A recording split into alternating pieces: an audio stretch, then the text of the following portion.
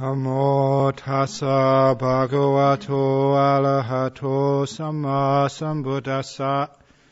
Namo tassa bhagavato arahato samma sambuddhassa. Namo tassa bhagavato arahato samma sambuddhassa.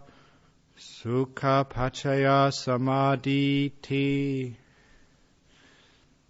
which means that samadhi, the states of deep meditation, is from the happiness condition. And at this time in our 20th rains retreat, just over 2 weeks into the 3-month retreat, it should be the time now everyone's settling into the practice here. The busyness of the first few days would have dissipated. You're settling into the routine where there's no physical work except for your meager duties, letting go of the past. And it's still a long way to the end of the rains retreat, so you don't even have to think about that. That's just too far away. So it's a great period of the retreat where the mind should be settling down and really getting into the development of peaceful states of mind, samadhi states, which I know that many of you have come here to develop. But sometimes that we find it difficult at this particular stage. Even though the situation is almost perfect, this rains retreat has got off to a very good start with no great crises happening here, this rains retreat. It's one of the best starts we've had for a rains retreat. But nevertheless, there's comes a time when a sense of boredom can come into one's meditation, a sense of restlessness coming in, a sense of that one's expectations are not really being fully met. One has all the external situation just perfect, but still it doesn't work. And so at this time of a retreat, you start to give some skillful means to be able to develop the states of deep meditation. And the most essential of those skillful means was stated during the beginning of the talk in Pali, Sukha pachaya samadhi, that samadhi comes from happiness. And that's the happiness of the mind, of the 6 senses. It is the mind sense, that the happiness develops into samadhi. It's that happy mind, not the happy sight, sound, smell, taste, touch, but the happy mind develops samadhi. And I've seen this so often in the years I've been a teacher. Those people with happy mind states are those I can expect will get samadhi states very easily, very quickly.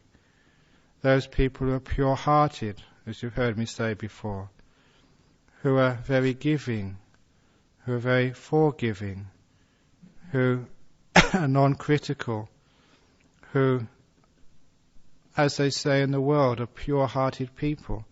They're the ones who get meditation very easily.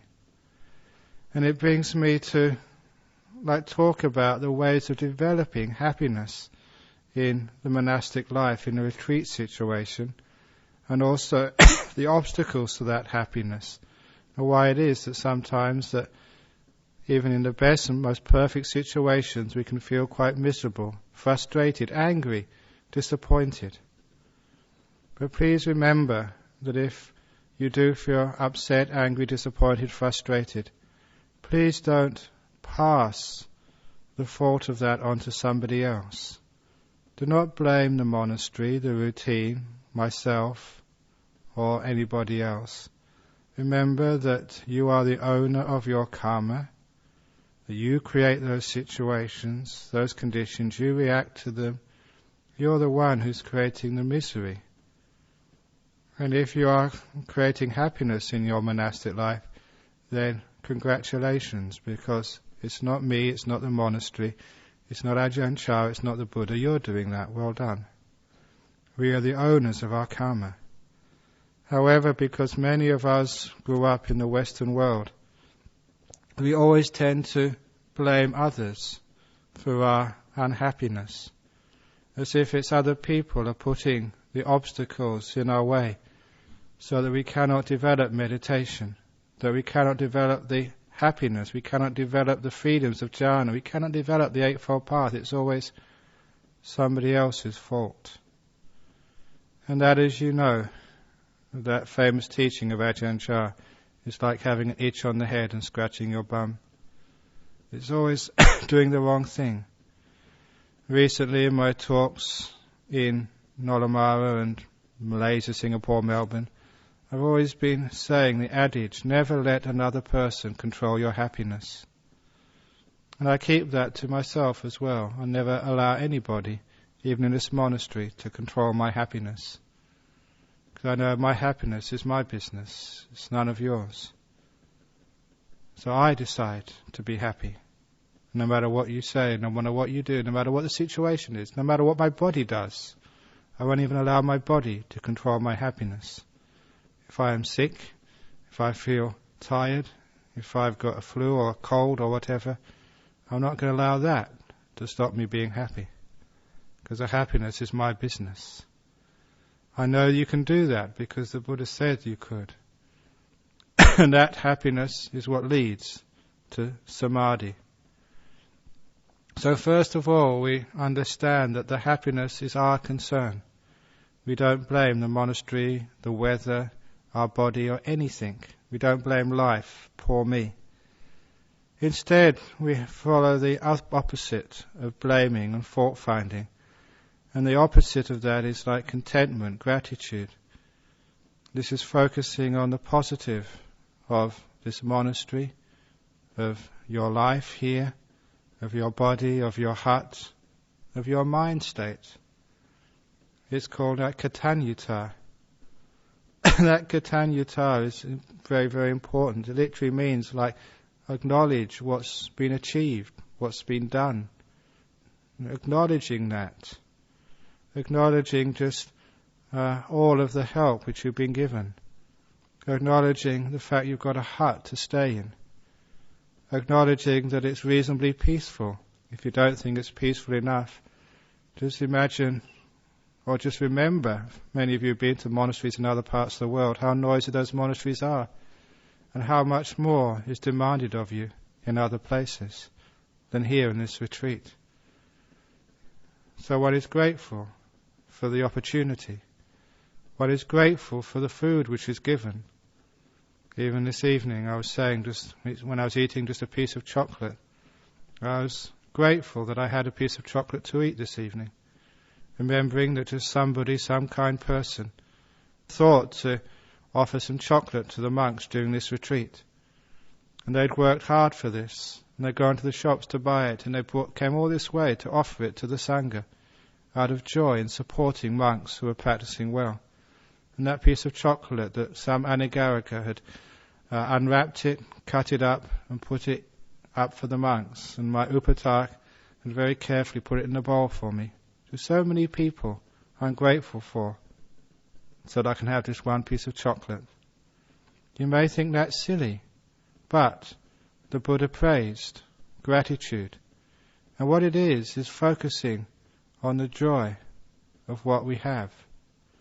Focusing on the joy of what we have actually develops the happiness, the contentment. The word contentment, santuti, sometimes the word santuti, contentment, which is, as many of you know, is part of the gradual training, something we should develop as monks. Just looking through the Pali dictionary recently, it means a little bit more than just bland contentment. But it almost means like happiness. It does actually literally mean happiness with little. Santuti comes from santusita. You all know what the Tusita realm is. It's the heavenly realm. I've been telling lay people that this is because there's 33 people here for this time of the range retreat, this is the heaven of the 33. We started off as the heaven of the 33. For the next week I want to up the happiness levels and go up to the heaven of the Tusita realm, the Santusita realm, the Santuti realm, the realm of happy contentment. Happy contentment means we're happy with the robes we have, with the hut we have. But it means more than that. It means we're happy with the meditation we have, with the body we have, with the life we have. This is actually putting happiness into that, instead of focusing on the faults and what's wrong, which is so easy to do, and you've all done that. And how much time have you wasted trying to fix up the faults? And what does it do to your mind? When you start focus on the faults, you find that it saps all your energy, and the mind doesn't leap towards the mind's releases of meditation. The fault finding actually drags you down into the world. Your energy levels go down. Your inspiration fades away. Your faith can even get sort of weakened. And your whole 5 spiritual qualities, especially energy, just dissipate simply because of fault finding. But if you go in the opposite direction of contentment, santuti, happiness with what you have, gratitude for where you are, you'll find that the 5 spiritual qualities start to increase. You do have more faith, more confidence. You do have more energy. From the energy, the mindfulness becomes empowered.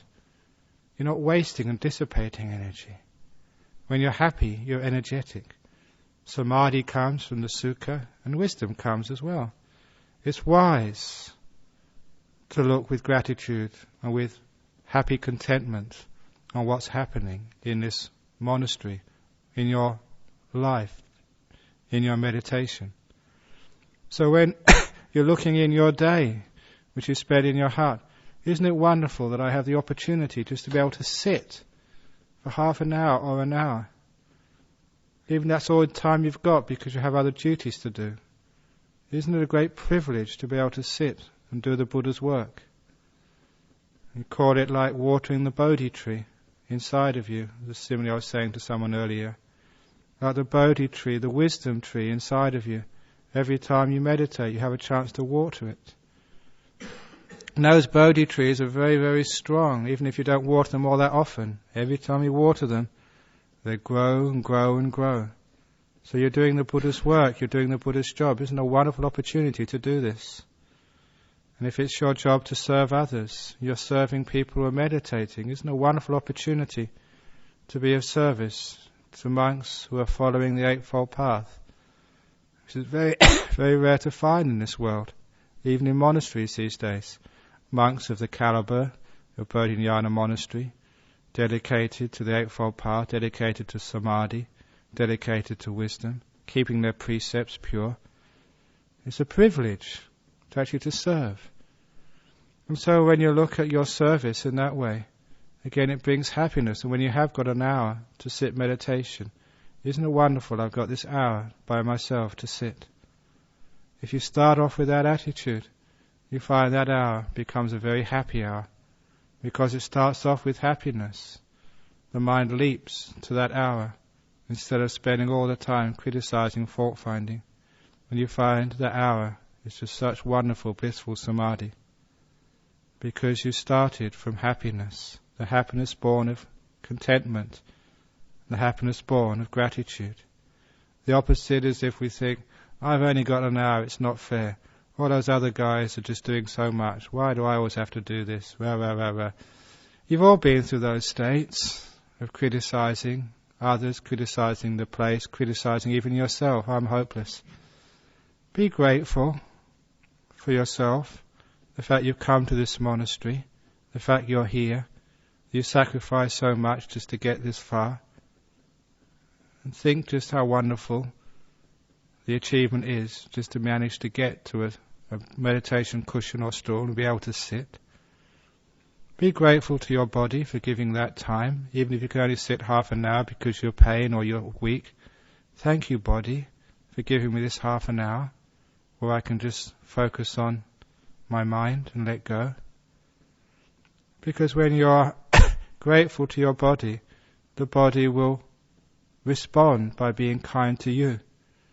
But very often we have not gratitude, but we have this fault finding, you stupid body. Why are you always aching? Why are you so sick? Why are you so tired? Why are you so restless? And that fault-finding, that negativity just adds to the problems. You don't work with the body. You're fighting it, working against it, controlling it, mostly with ill will. And that's why the body gets more and more tense, more and more sick. So instead we have gratitude towards this body, a sense of kindness and gentleness towards it. Isn't it wonderful that I could just sit for an hour, or sit for half an hour, instead of wondering, I haven't got my 10 hours in today. When am I going to manage to get 10 hours in? If you're always wondering about how to get 10 hours in, all the 9.5 hours which you've already sat, you're not grateful for at all, you throw them away. You failed. Please don't do that. Even deeper, one should be just grateful for the moment. As one develops this meditation more and more, one starts to see the tyranny of time and the stupidity of thinking in time and using that paradigm, that framework for one's life. A lot of the controlling and a lot of the fault-finding is all to do with time. If you just focus in this wonderful, beautiful present moment, it's a place of so much freedom. That's why I spend so much time emphasizing the present moment, just now, the pleasant moment, which is the same as the present moment. Because when one comes into the present moment, if one hasn't got gratitude for it, one cannot stay. If one thinks this moment's not good enough, I want another one, it's called ill will. If you think that the next moment would be much better, it's called desire, craving. It's all these things which have no gratitude, no sense of contentment, no sense of being happy with little. In Thai we used to call this Pumak Noi, someone who is content with little. By that we meant who's just content with small things, who's content with just this moment, rather than wanting it to be jhana, wanting it to be Maggapala, wanting it to be enlightenment, wanting it to be remember your past lives, flying through the air, whatever else you want to do. Just be content with this moment, with this body, with this mat, with this hall, with this temperature, with this monastery, with this range retreat. When you're content in this moment, you find this is the path, the Eightfold Path. This is the third noble truth. You're right there, watering the Bodhi tree, and you know it's going to grow. Every time that you are discontent, you start blaming. You're throwing the water on the weeds, not on the Bodhi tree. That's why the Bodhi tree inside of you never grows. So we develop santuti, this happiness, santusita, the happiness with little. Not just bland contentment. We get into this present moment and we delight in it. We delight in our hut. We delight in our meditation cushion.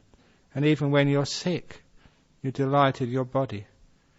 For just giving you this much. The fact that you can live monastic life. The fact you're a monk. The fact you can sit or walk even just for 5 minutes. Thank you so much.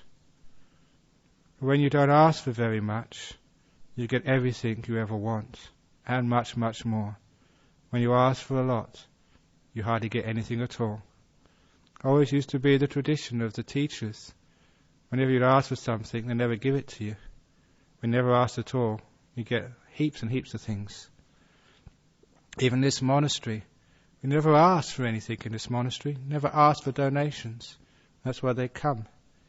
If we asked for them and had fundraising and appeals, we'd still be struggling. It's like Ajahn Chah. Whenever someone would ask for something, he would never give it. I remember one monk once was asking him.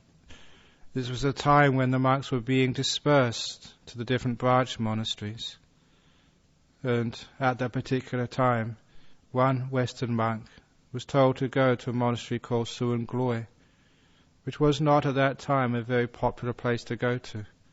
It was almost like the Siberia of the branch monasteries.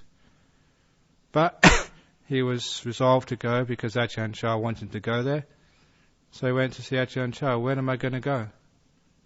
And Ajahn Chah said, oh, well, maybe I'll let you know later on. And he changed the subject. So he wasn't told. So he went there the next day because he needed to make plans.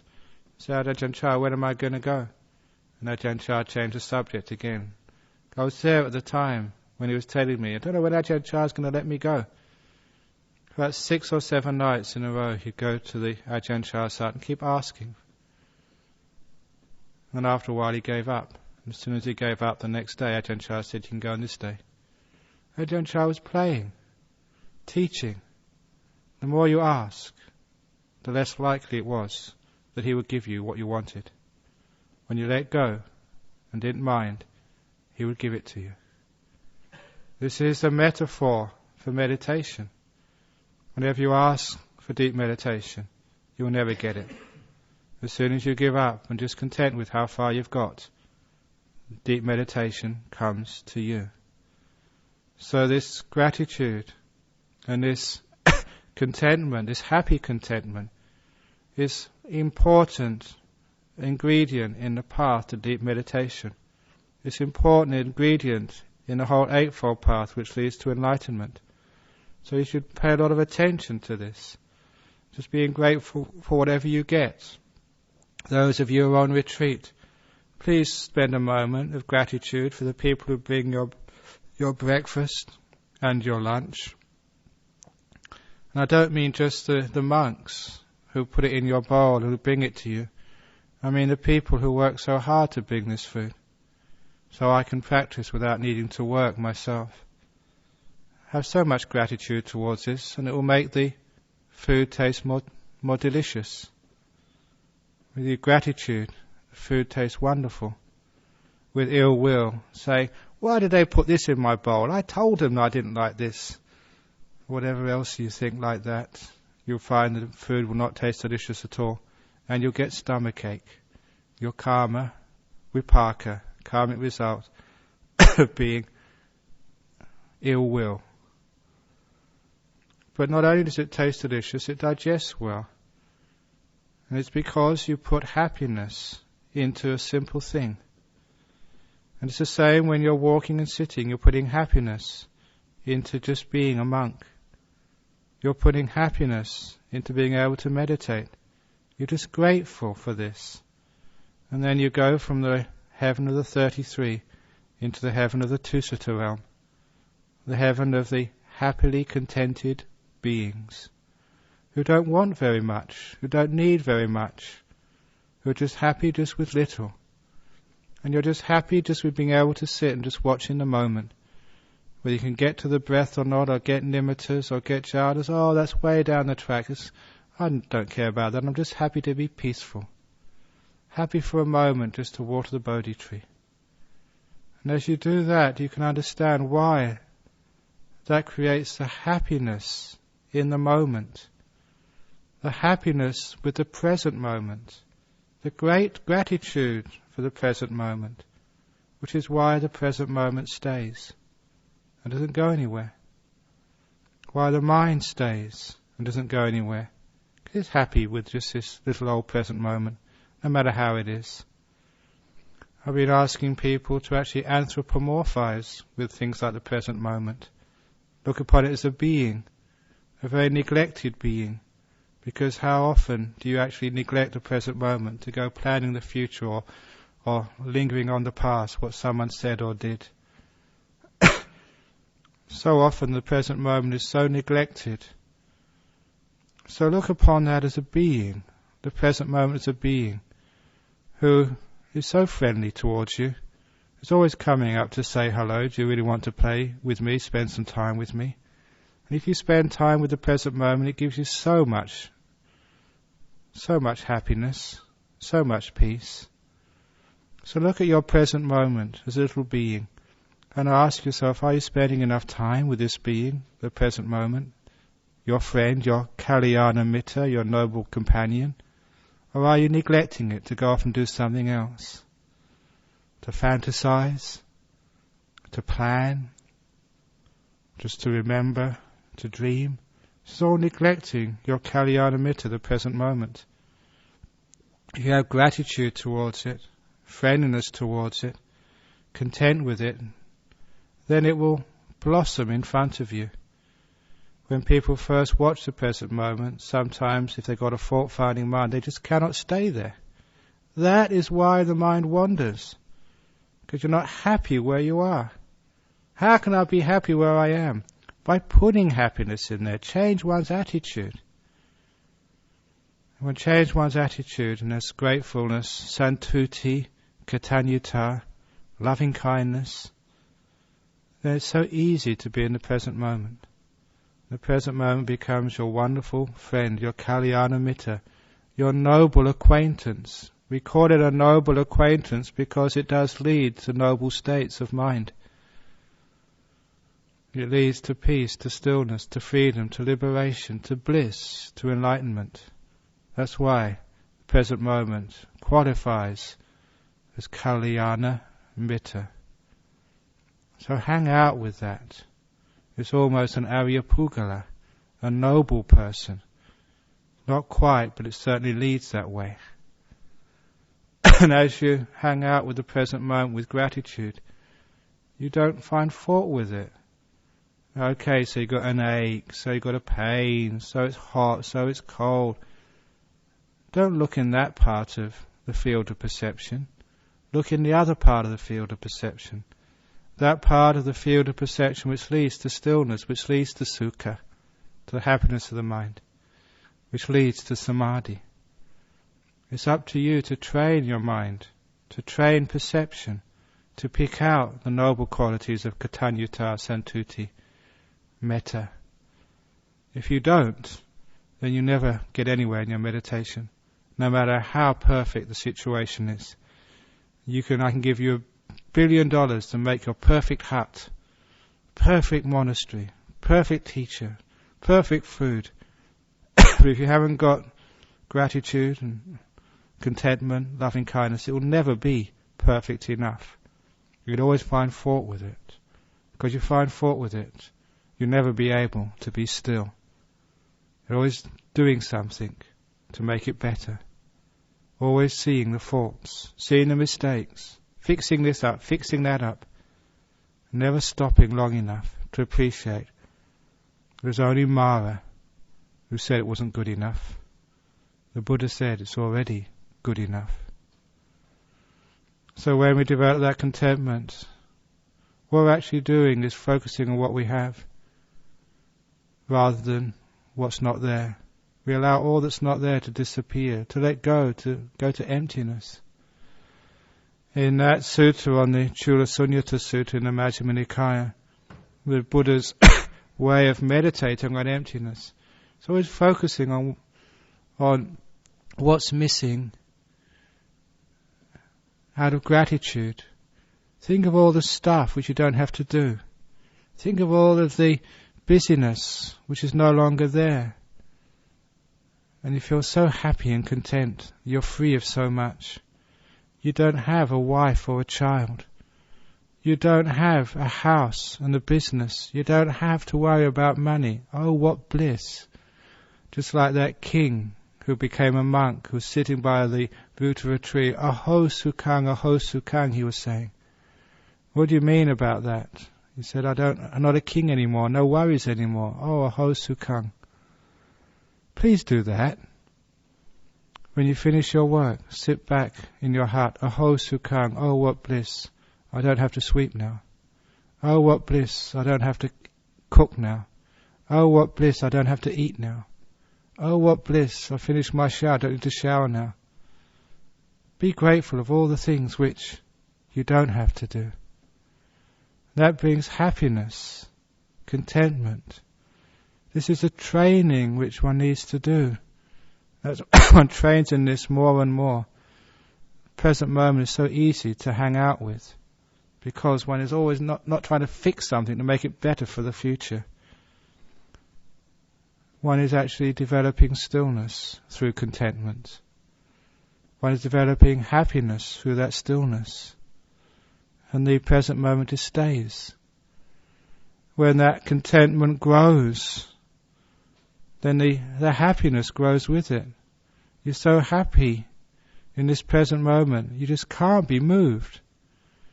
Hopefully the meditation is getting to the point now when happiness is arising, when the mind just wants to meditate.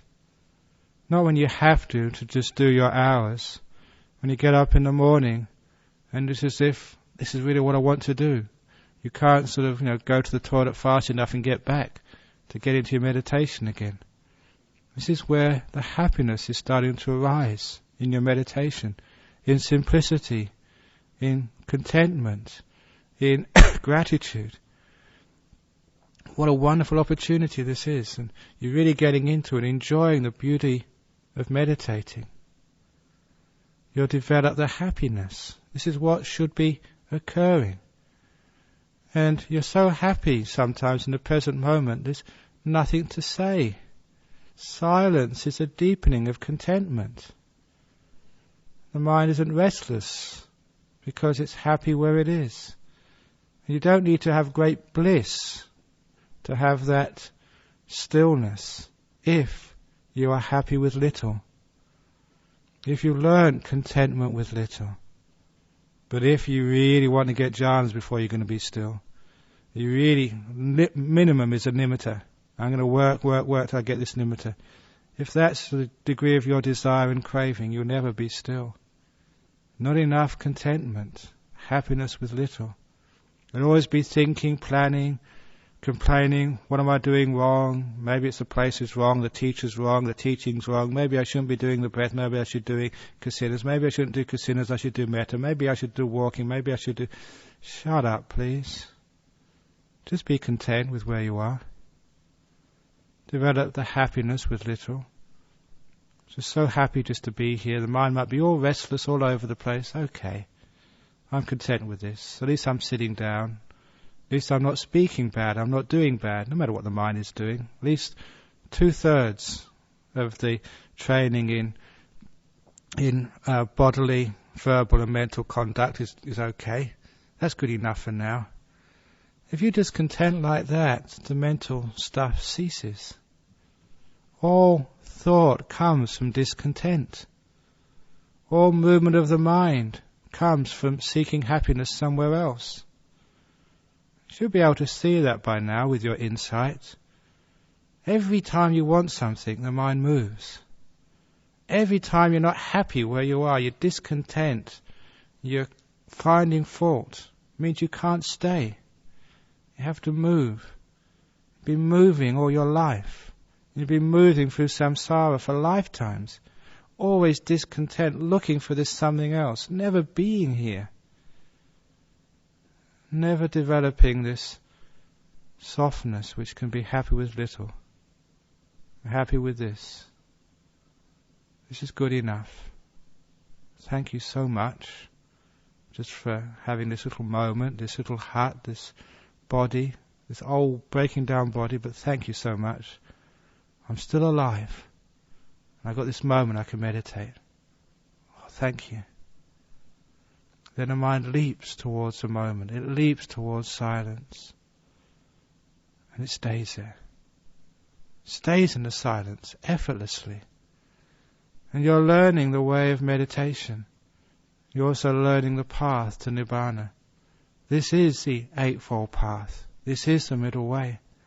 Contentment, happiness in the moment. You start to understand why we always talk about this Four Noble Truths as happiness and the cause of happiness. There's an end of there's why there's no happiness sometimes and there is no happiness sometimes. You understand these Four Noble Truths. Understand craving is the cause, discontent, fault-finding, blaming, all that sort of stuff, and you're just following the way of the world, the way of rebirth, more samsara, more problems. You're creating samsara, and you're creating dukkha with it. When you stop all this creating business, with contentment, with gratitude, isn't this wonderful? Just to be. Hearing a talk, sitting on a cushion, just nothing to do. So happy with this. You become so still, so peaceful. And you build that up and up until bliss starts to come. Real bliss of the mind. The bliss of the mind comes from stillness, not from doing. It doesn't come from seeking. The bliss of the mind comes from the end of seeking. Giving up seeking. Giving up wanting. You never mend samsara through fixing the faults. You mend samsara by giving up fixing and just looking at see where you are. So this is how we bring the bliss into the mind. Contentment upon contentment upon contentment, just gratitude. So sometimes I sit in my hut, I'm just so grateful for giving interviews, talking to people, whatever, having all this business to do. I'm so grateful that I've got a hut to sit in anyway. I'm so grateful I might have an hour by myself. I just sit and be grateful for this moment. Not asking for anything, not wanting anything, not wanting jhanas, not wanting enlightenment, not wanting anything. Because of that not wanting, that gratitude, that santuti, the hindrances just disappear. The hindrances come from discontent. The hindrance of desire, the hindrance of ill will, just classic cases of the result of discontent, of lack of gratitude. Sloth and torpor, because you just worn yourself out trying to chase perfection. And restlessness, more chasing. Doubt, the stupidity of looking somewhere else for happiness, never here, never in this moment. The next moment, tomorrow, next monastery, next place, next country. When are you ever going to be happy? I guarantee it won't be in the next moment. It won't be tomorrow. One day you'll stop. You'll come home. For this moment, in the silence, there's all the happiness you want. This is perfect. If you can only appreciate it and be happy with little. That's why we have all our trainings of being content with little, eating out of our bowl, whatever we get, whatever robes we get, whatever hut we get, whatever moments we get, whatever body we get. We're just so content with this. We build up that content, we train in contentment, we cultivate that, we program that, we condition that, thinking that, chanting that, until it becomes just our habit. When we're just habitually content with little. So easy to meditate, anywhere, anytime, especially now. We're so happy the bliss comes up so easily. This is one of the problems which people have in their meditation in this monastery. Not enough bliss, not enough happiness. And sometimes they get themselves still out of controlling mostly. They never get the beautiful breath up. And with the beautiful breath, they never get the beautiful nimittas coming afterwards. And because of that, they never get the jhanas. This is one of the reasons there. There's not enough happiness in the mind, not enough sukha. And this is why, because there's too much discontent. Too much asking for more, rather than just being content with little. It seems strange that to get a lot, you have to be content with little. That's the way. With the contentment of little, you're not moving. When you're not moving, you're not doing. When you're not doing, the energy goes into the knowing. Mindfulness becomes strong. It's giving it a chance to grow. It becomes silent. Isn't it wonderful the moments you've been silent in your meditation? When it's silent, you just can't give orders anymore. You can't complain. In silence, all measuring stops, and with all measuring, all means of complaining, and the cause of complaining goes. Just look at all this fault-finding. It's all conventional reality, isn't it? Just better, worse, the same. That's called conceit by the Buddha. Conceiving. It's the work of the mind, the work of delusion, to think there's something better later on. If you think that this monastery is not the best, you're going to try and find another one. That's just conceit. It's papancha. It's just conventional reality. It's delusion, basically. Just comparing, measuring all this stuff which has kept you in samsara for so many lifetimes. Stop measuring. When you stop measuring, you stop thinking. When you stop thinking, you're silent. You're just content, just in the silence. It's so easy to be content in silence. In fact, the more you're silent, the longer you're silent, the more that contentment builds up. And builds and builds and builds and builds. And the energy gets so strong that you're watching the breath, and it's just the most beautiful thing you've ever seen in your life. It's a wonderful breath. You never wanted it. It just came because you didn't want it. That's why. Because you're just content with just an ordinary old breath. Any old breath will do. And you get the most precious jewel of a breath. All those other people who wanted things, they got a rubbish old breath. Because you were so content, not asking for very much. You just got this wonderful breath comes up, just full of bliss, full of sukha. Once you get that beautiful breath coming up, then you're on the home straight, basically. Once you get beautiful breath happening, it's just you just want to meditate. You can't stop meditating. You're just addicted to it, and good on you being addicted to it. It's a great addiction to have. It's one of the addictions which the Buddha praised and said, it's not a danger except tomorrow. It's not an obstacle except an obstacle to getting reborn. It's actually part of the path. If you're addicted to the jhanas, you can expect one of four things. Stream winning, once returning, non-returning, arahat. So that's in the Pasadika Sutta. Those who've heard me before would know. So it's great to be addicted to that pleasure of letting go, the pleasure of contentment, the pleasure of santuti. You're taking the Tusita realm up to the Brahma Loka. From the heaven of the 33 to the Tusita realm, and now you're up in the Brahma realms. You're in jhana. It just happened. From the beautiful breath, so much happiness. Just watch the whole thing happen, because if you try to do anything, that's a sign of discontent. You're not grateful. You want something more. It's beautiful breath. So happy just to be with a beautiful breath. This will do me. This will do me for the whole retreat. This will do me for this whole lifetime, just being with a beautiful breath. With that degree of gratitude and contentment, when you don't want anything more, the beautiful breath disappears. And leaves you with the most beautiful, pure nimitta. I always remember in the stories of hermits, the sort of people who inspired me as a young man. These little hermits living in the mountains with nothing. They're just so content with little. They didn't want very much. I wonder, how could they do that? How could they do that just eating whatever they ate? Just living just so simply, just not wanting anything. Not wanting to go here, not wanting to go there. Because they blissed out through that not wanting. Just watching this old breath, and it blisses out on you. If you want it, if you're fault-finding, craving, striving for this thing, you'll never get anywhere except frustrated and upset. And you spend your whole range retreat just getting really heavy-headed, frustrated, disappointed, depressed. I can't do it. Of course you can't do it. No one can do it. The path is, but no traveller on it is seen. And the Visuddhimagga. So if you try travelling the path, you're in big trouble. You'd actually travel in the opposite direction.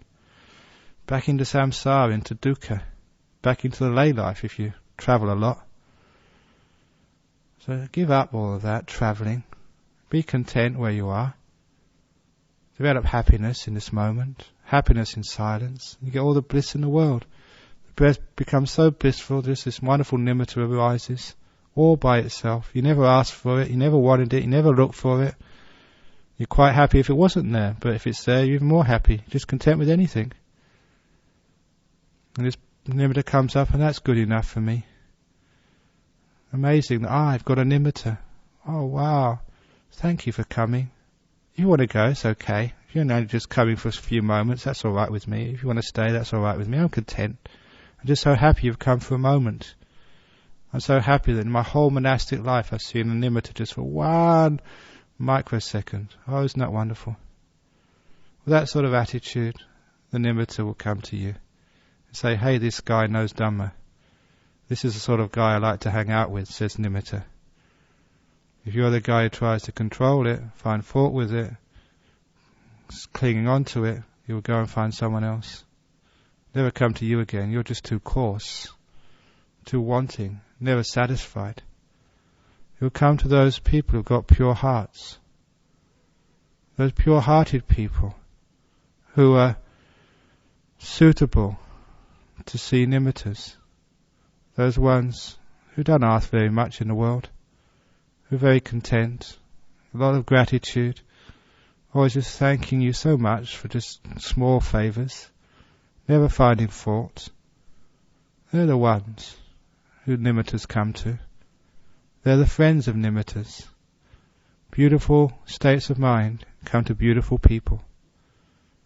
And those beautiful people, people who are just happy with little, are just so thankful for just being here. When that happens, the nimitta just shines. It goes even more beautiful. And you're just so happy just with this little old nimitta. You never even hope that you can get a jhana. It never even crosses your mind to even to want it. You're just so grateful for this amazing nimittas. And of course, because you don't want anything, because you're content with this. If you're content with little, you get a nimitta. This is big already, so this is more than contentment. This is enough for the whole wasa. Thank you. Because you don't want any more, you're content. Santuti. Then you just go into the Brahma realms. Just entering into the nimitta. Because you completely let go of controlling, manipulating, changing, measuring, doing, walking, staying still. You don't do anything. You've given up all of that. You're just happy with little. Content. And just you bliss out of your skull. Bliss out of your mind. Bliss out of samsara. And you understand just the path of gratitude. The path of contentment. The path of happiness with contentment. Sukhino chitang samadhiyati. From happiness, the mind develops samadhi, enters samadhi. And usually from passaddhi, from tranquility, happiness arises, the sukha. And you can understand the tranquility has to be with contentment, where the body and the mind aren't moving anymore. It's still. You don't seek for things, you don't try and change things, you're just still. So content, you don't need to go anywhere. Sometimes people in this world, because of our conditioning, our training, we want so much in this world to survive. You see lay people who want big houses, they want lots of money, they want a big car, they want a wife, they want kids, they want to go here, they want this, they want a CD player, not an ordinary CD player, want an MP3 latest edition, blah blah blah blah blah. We want so much. That's not contentment. What do you want? Just please give up all wanting. Be content with little. How can we make this monastery perfect? Give up all of that. It's good enough. How can we make it better? Stop that. Just be content. Be grateful. Have this beautiful pure mind. Someone who's just so happy with little. And then you find you have the path. The path which leads you all the way into jhanas. But not just into jhanas, into the bliss. You do that enough times. See, it's easy to get into the jhanas when you don't want anything. You find out that why these are the great bliss states, and why the Buddha said that the bliss of jhanas is sambodhi sukha. It's the enlightenment bliss. Why the heck did he say that? Because it's telling you what enlightenment is. You let go. Stop doing things. Stop controlling. Stop fault finding. Stop ill will. Stop wanting, craving. And it leads to the bliss of enlightenment. Nibbanang paramang sukhang. You're just so close. There's so much bliss in the jhanas for letting go and being content, not wanting anything and everything comes to you. So much happiness, so much bliss. What did I do? I did nothing. This is a non-doing. And you'll start to see what the path is all about. It's letting go. What really letting go is. Why contentment? Why loving kindness? Why santuti? Why